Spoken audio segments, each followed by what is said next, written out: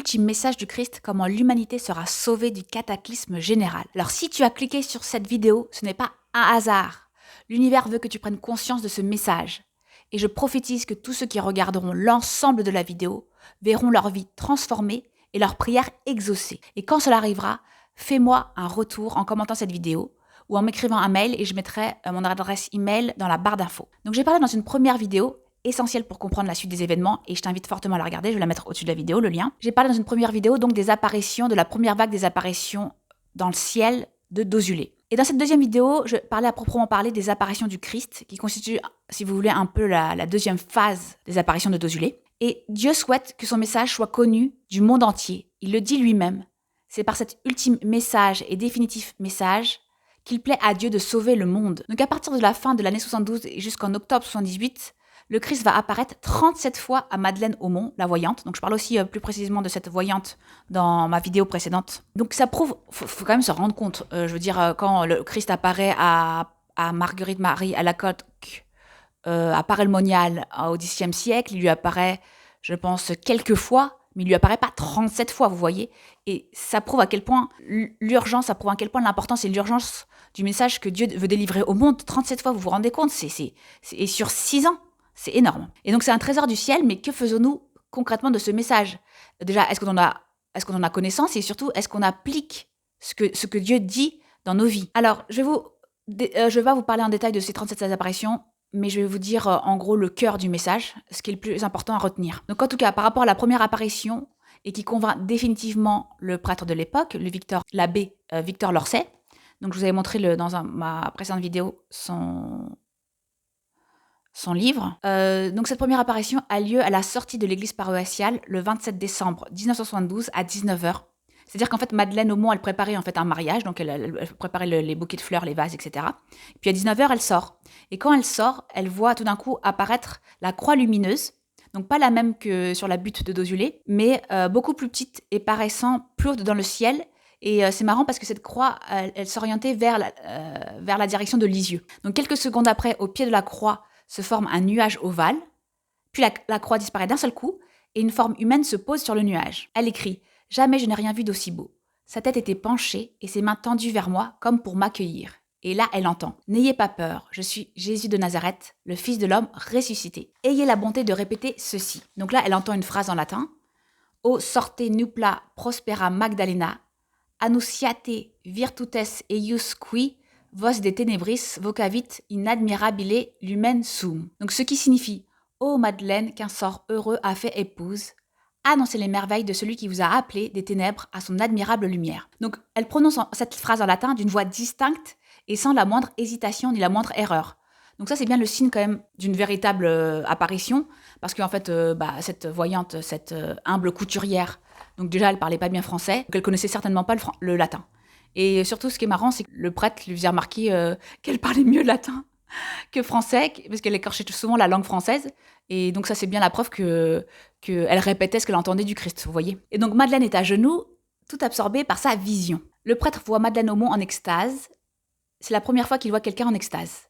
Il est convaincu désormais de la vérité de tous ces faits. Parce que ce qu'il faut savoir, c'est que lors de la première vague d'apparition, en fait, il restituait dans des procès-verbaux un peu tout ce que disait Madeleine Aumont. Donc il lui faisait confiance quand à 4h30 du matin, elle voyait la croix glorieuse.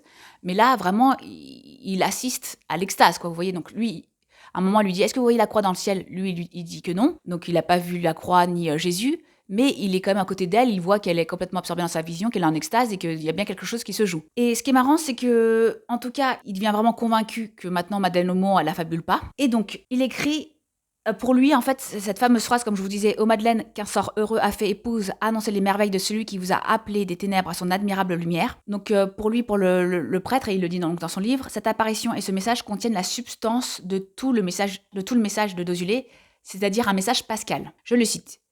Il s'agit de passer des ténèbres de l'incrédulité à l'admirable lumière de la foi, pour se préparer à passer des ténèbres de ce monde à la lumière sans déclin, lors du retour du Christ dans la gloire. Oui, préparons-nous,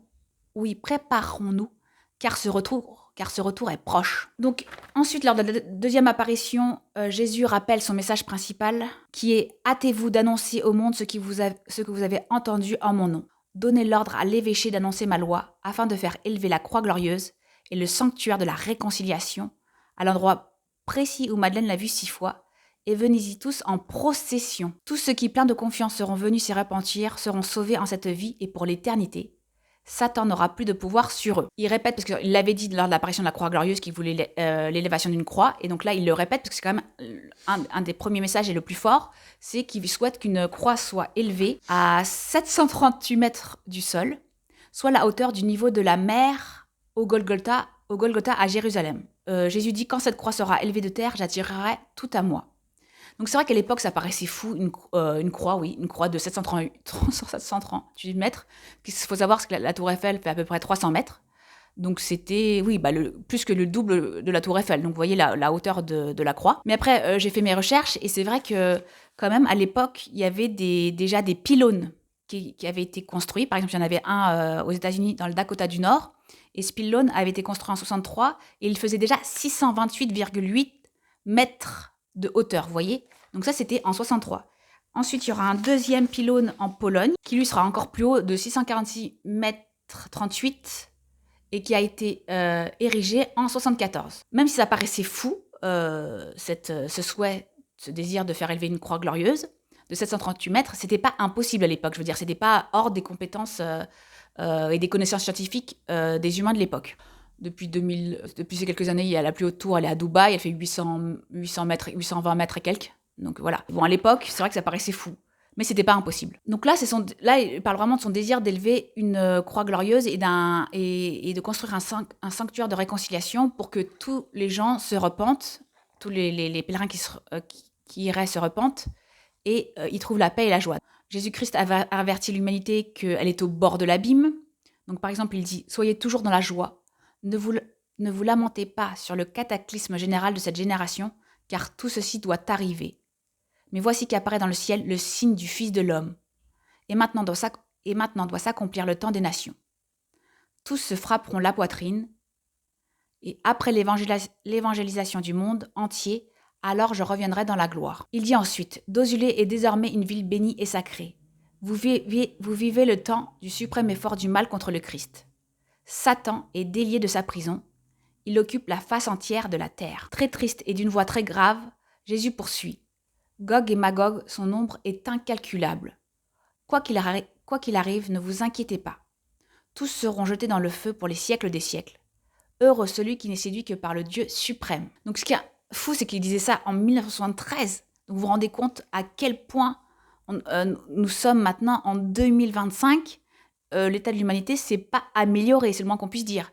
Donc le fait que Jésus dise que le monde entier était sous l'emprise de Satan en 73, c'est vraiment flippant pour maintenant, quoi, je veux dire.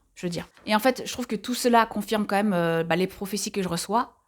Parce que j'en ai reçu une en août 2025 où Dieu me disait « Comme la majorité de l'humanité est sous la coupe de Satan, ça peut lui arriver de végéter, donc Satan, et à ce moment-là, il parade devant moi avec ses cohortes d'humains enchaînés à lui. » Dieu dit que l'humanité est au bord de l'abîme, nous sommes vraiment au bord de l'abîme et ça ne s'est pas amélioré depuis 1900. Donc j'aimerais vous parler d'une métaphore qui décrit les deux routes qui s'offrent à l'humanité par Sœur Faustine, elle écrit ça dans son petit journal.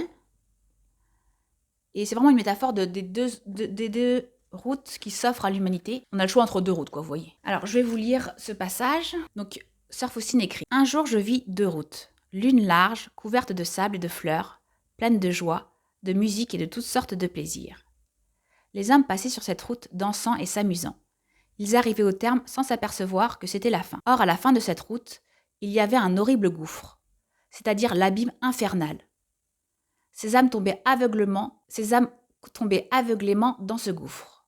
Comme elles marchaient, elles tombaient. Et elles étaient en si grand nombre qu'on ne pouvait les compter. Et je vis une seconde route, ou plutôt un sentier, car elle était étroite, semée de ronces et de pierres, et les hommes qui avançaient sur cette route avaient les larmes aux yeux, et toutes sortes de souffrances étaient leur part. Les uns tombaient sur les pierres, mais ils se relevaient aussitôt et continuaient à avancer. Au bout de la route, il y avait un magnifique jardin rempli de toutes sortes de bonheur, et toutes les âmes y entraient. Et elles oubliaient tout de suite leurs souffrances. Donc vous voyez, soit on peut prendre, comme Jésus le dit dans les évangiles, la route large et étroite de la perdition, soit on prend le sentier étroit et sinueux de la rédemption, quoi, vous voyez. Enfin, l'un des derniers messages clés de Jésus-Christ est de réciter chaque jour la prière qu'il a dictée à Madeleine Aumont. Pitié, mon Dieu, pour ceux qui te blasphèment, pardonne-leur, ils ne savent ce qu'ils font. Pitié, mon Dieu, pour le scandale du monde, délivre-les de l'esprit de Satan. Pitié, mon Dieu, pour ceux qui te fuient, donne-leur le goût de la sainte Eucharistie. Pitié, mon Dieu, pour ceux qui viendront se repentir au pied de la croix glorieuse, qu'ils y trouvent la paix et la joie en Dieu notre Sauveur. Pitié, mon Dieu, pour que ton règne arrive, mais sauve-les, il en a encore temps, car le temps est proche et voici que je viens. Amen. Donc la prière est suivie d'un Notre Père et d'une dizaine de Je vous salue Marie, si vous voulez un dizainier. Donc enfin, la prière est conclue par Seigneur, répands sur le monde entier les trésors de ton infinie miséricorde. Donc Jésus fait une promesse. Chaque foyer qui la dira tous les jours avec une grande confiance sera protégé de tout cataclysme, puis je verserai dans les cœurs ma miséricorde. Donc je vais mettre en commentaire la prière, donc si vous voulez la dire. Et donc êtes-vous déjà allé à Dozulé? Ça m'intéresse. Avez-vous l'intention de vous y rendre? Dites-le moi en commentaire. Donc dans la prochaine vidéo, je vous parlerai de tous les événements et éléments qui ont empêché que ce précieux message soit connu par le plus grand nombre. Vous verrez que le démon s'est acharné pour faire capoter l'œuvre de Dieu. Je vous dis à bientôt et au revoir.